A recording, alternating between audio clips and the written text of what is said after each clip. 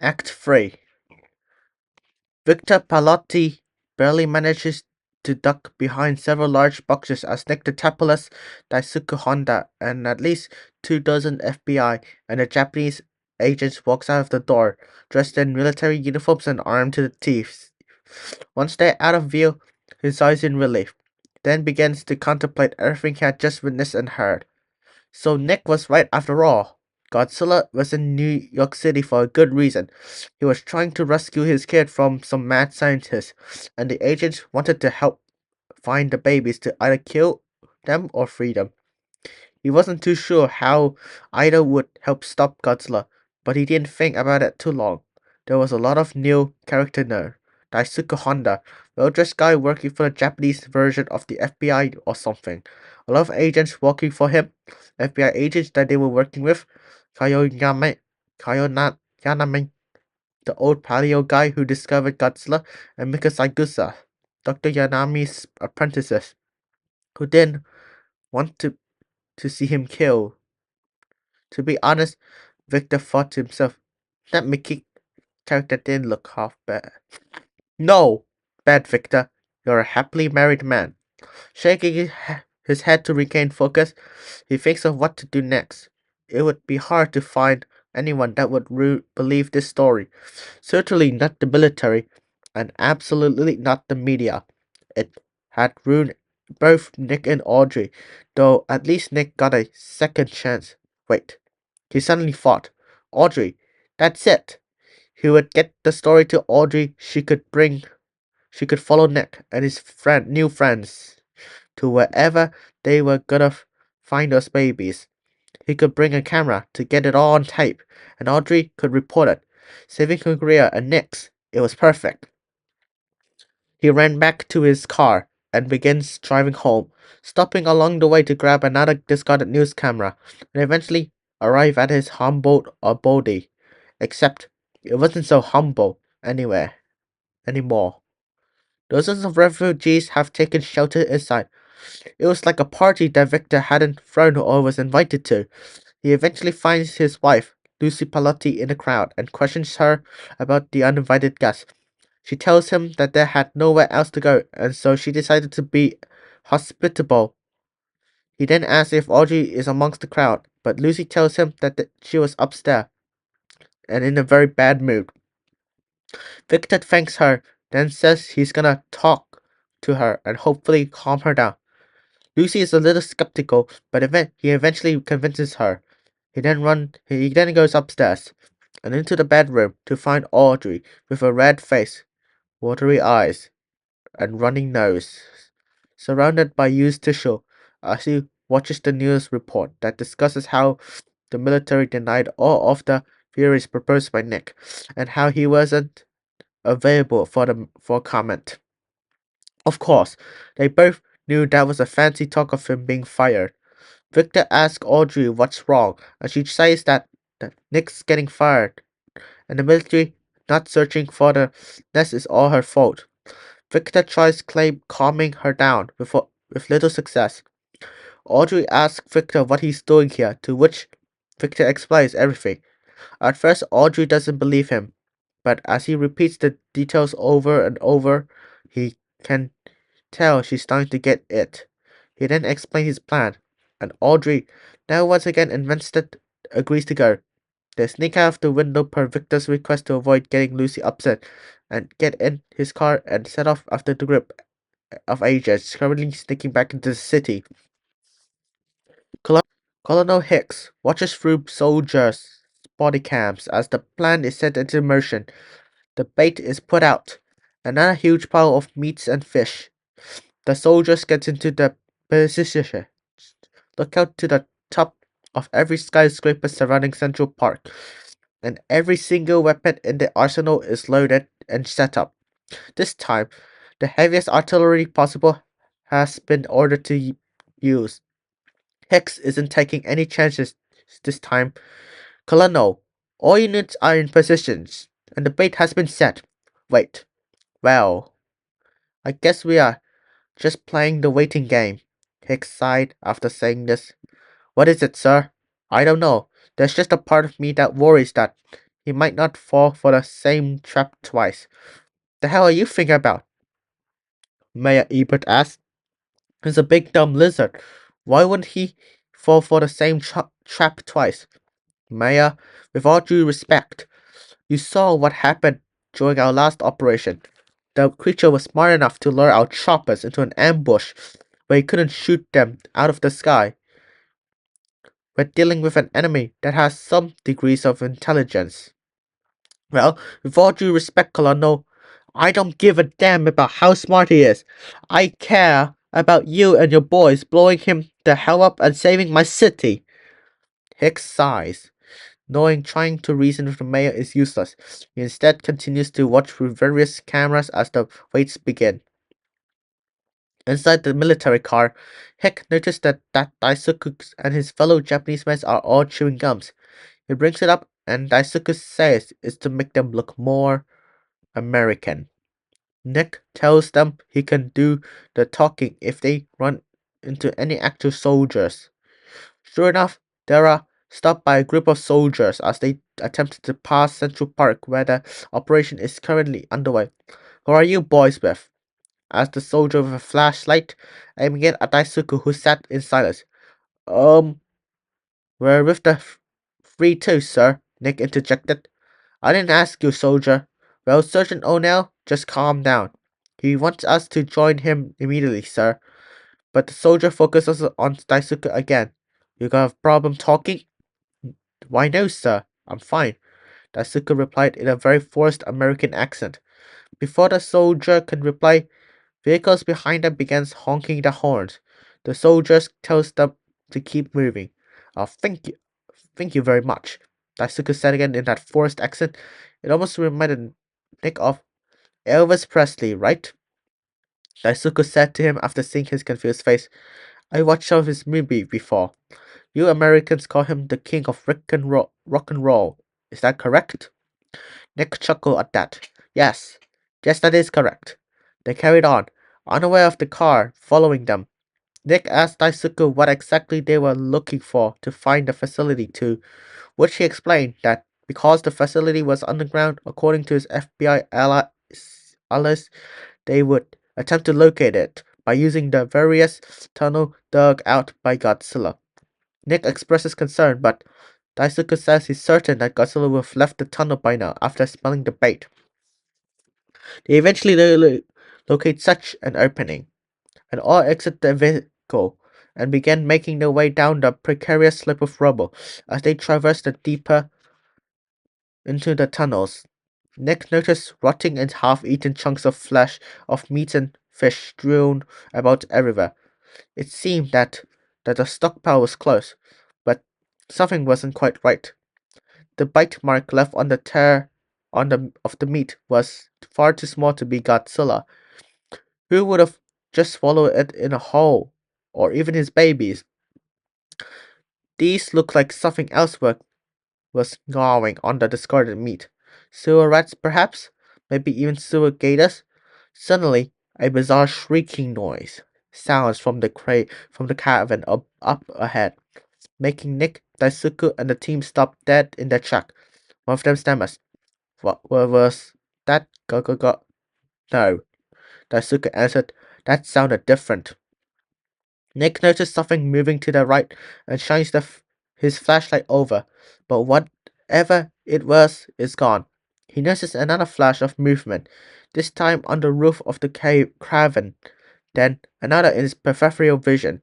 Suddenly, a soldier screams and fires his rifle into the darkness of the caverns. Another grabs him and tries to calm him down. Daisuke asks what he saw, and the soldier says a bug, catching Nick's attention. A bug? Yeah, a really big freaking bug. It was coming right after me. Everyone now grows tense and huddles together, eyes starting from one dark cavern corner to the next. They all felt they were not alone. Nick noticed one cavern leading upward towards light, and recommended they all head that way. They began climbing up another ramp made of rubble, still looking over their shoulders at every slight sound behind them. Not far behind, Victor and Audrey had also climbed down into the caverns and were hot on their tail.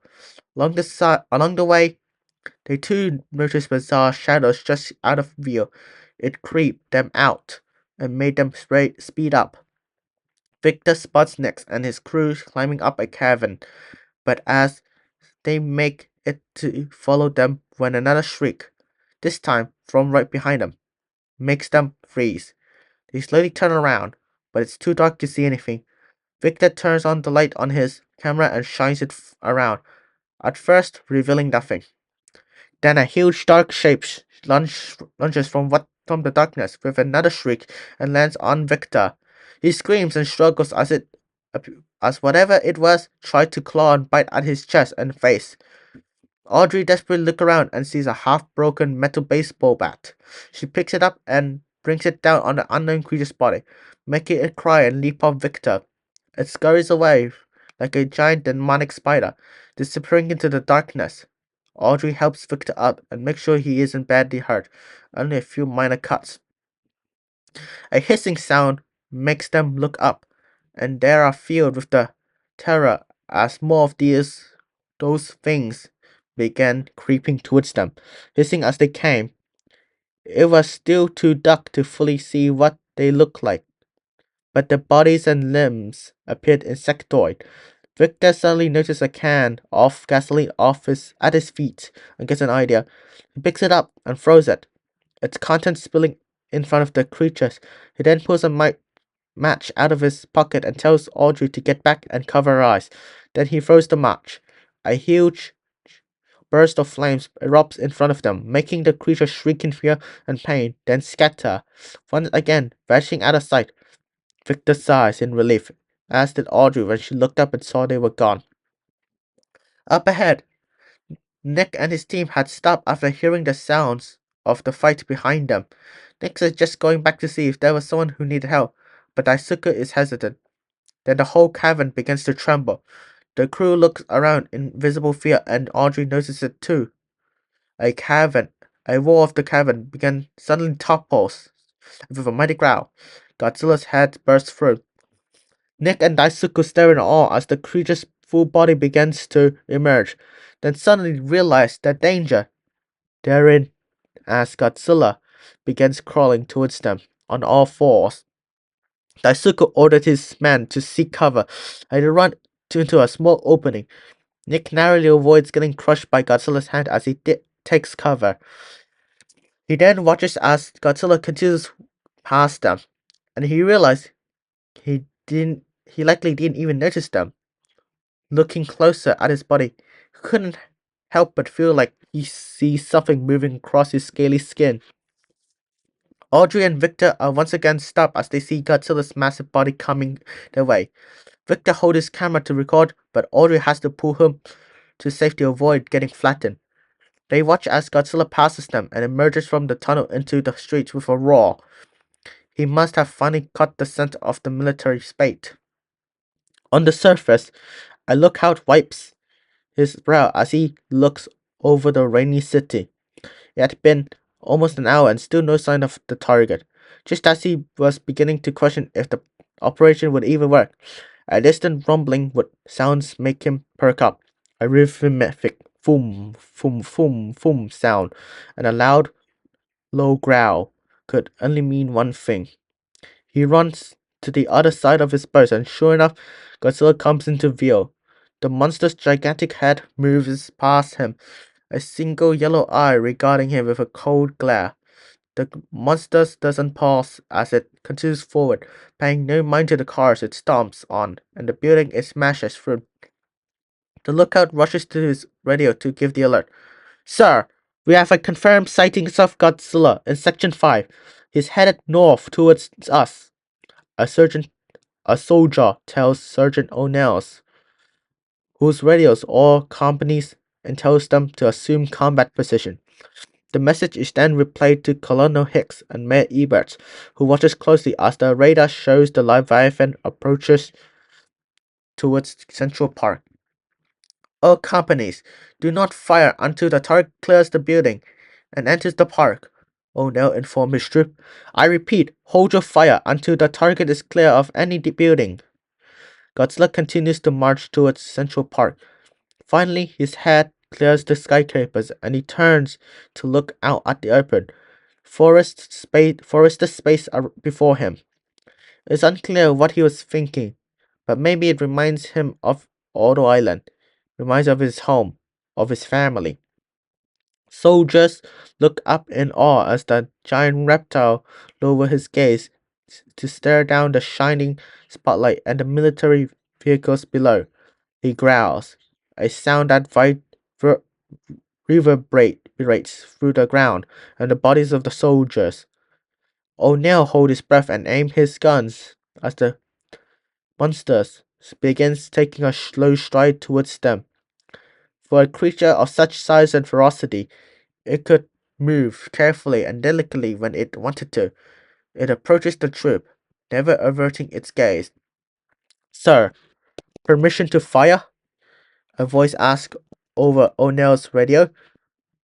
No, he replies. Wait until he enters the park. Godzilla sniffs the air, then looks back up, spotting the meat pile. He stares at it for a few seconds, then looks down at the soldiers, then at the meat again. He was clearly thinking of something. Come on, O'Neill whispered. He then inhaled and lifted his head to let out a deafening roar. Then his spikes began to glow green. O'Neill's eyes widened as he realized Godzilla knew it was a trap and was now about to attack. Damn it, he's not taking the bait, he shouted over the rail. All units, fire! Fire at will! Once again, a barrage of bullets, missiles, and tank shells bombarded Godzilla's skin, and once again, they did little to slow him down. O'Neill raced for cover as Godzilla unleashed his atomic breath on the troops, too slow to pull back, destroying them in seconds. Colonial, we lost Company 1, a radio operator said to Hicks, who curses and then orders all helicopters units to move in. A swarm of dozens of choppers pours into the Central Parks, joining the surviving ground companies in the assault. Godzilla returns fire with his atomic breath, as well as crushing tanks, missile launchers, and any helicopters he can reach using his jaws, claws, tail, and feet. He takes down a few choppers, but the majority manage to dodge his attacks. He then turns and rushes back to into the buildings. He realizes he's using the same tactic as before and orders the chopper units to fan out above him and keep pushing him forward. Make sure he doesn't get out of sight. With no chance to turn or duck, Godzilla's forced into a straight line. He takes out a few choppers by shooting atomic breath over his shoulders, as well as slamming his tail against buildings to send chunks of rubble flying into the air, knocking a few choppers out of the sky. It still isn't enough though.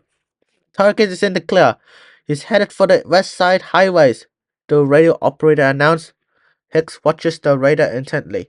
A surviving ground company on the highway fires at the approaching Godzilla, but his pace doesn't falter. Just as it seems about to smash right through the highway, he does something extraordinary. With one mighty steps, he leaps into the air, sailing over the highway like some kind of giant scaly dolphins before plunging headfirst into the Hudson River. A giant rush of water soaks the troop as the choppers fly overhead, having missed their target. Everyone looked down at the river, trying to spot him. For a moment, all is still.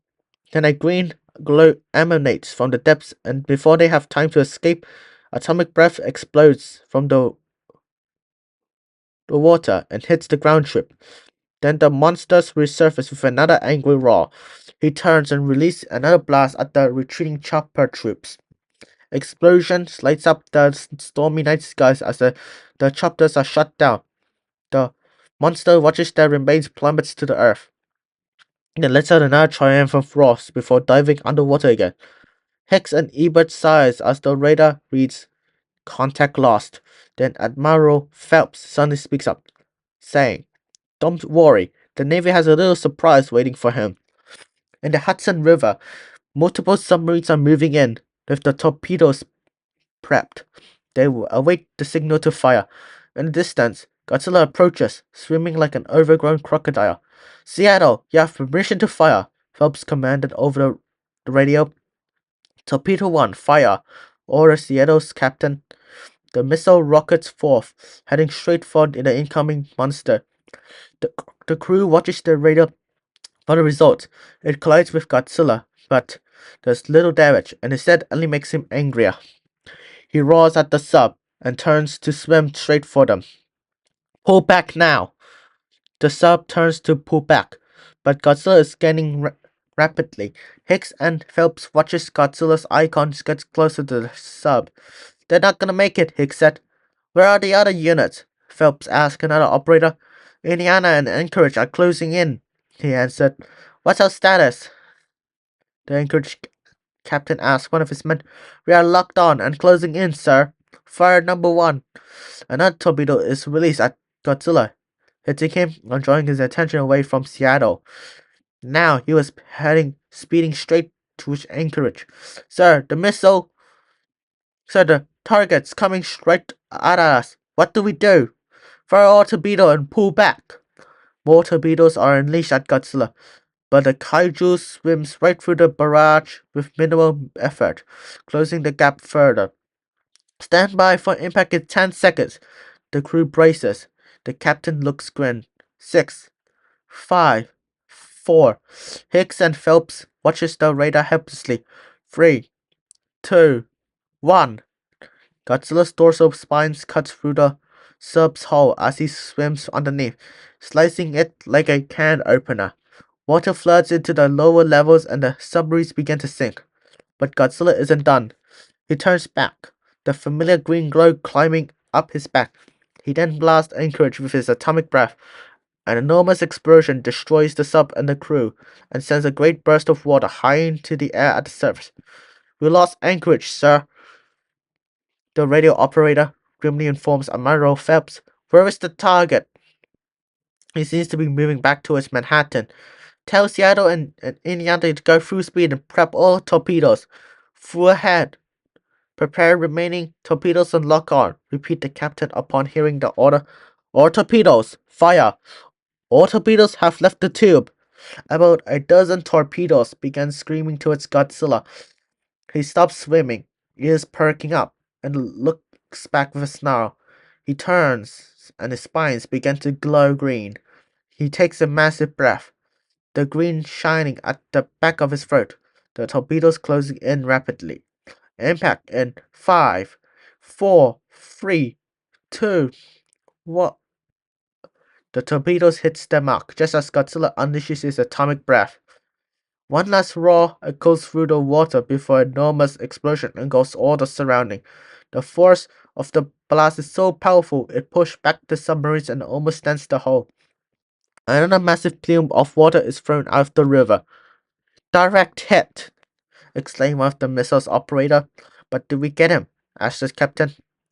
On both the subs and at the base, everyone stares at the radar, waiting for something to come up. Godzilla's signal has temporarily disappeared. Then appears the words, target destroyed. Cheers erupts at the base. Soldier shakes hands and embrace. Hicks sighs with relief and the mayor look overjoyed. Phelps and Hicks congratulate with each other, and the mayor thanks them both for the helps. Hicks looks back at the screen, at those words. He could not almost not believe it. He really did it. He completely a seemingly impossible mission. Not only that, he had saved all of New York City and possibly the entire United States from getting destroyed by radioactive monsters. But still, a voice in the back of his mind said, "We don't know for sure until we find the body."